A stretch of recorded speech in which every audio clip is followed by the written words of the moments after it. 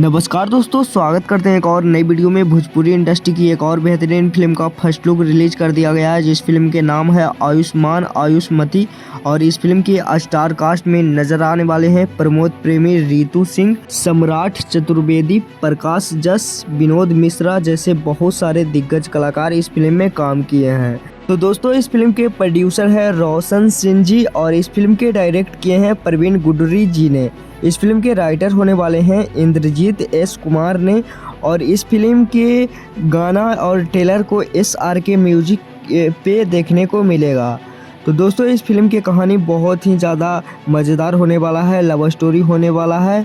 बहुत ही मस्त ये फिल्म को बनाया गया है और बहुत ही जल्द इस फिल्म के ट्रेलर को भी आप सभी के बीच में रिलीज किया जाएगा। तो इस फिल्म के फर्स्ट लुक कैसा लगा कमेंट बॉक्स में कमेंट करके बताइएगा। तो दोस्तों, इस फिल्म की अपडेट आप सभी को कैसा लगा कमेंट बॉक्स में कमेंट करके बताइएगा। और ऐसे ही बेहतरीन फिल्म के अपडेट हमारे चैनल पे सबसे पहले आता है।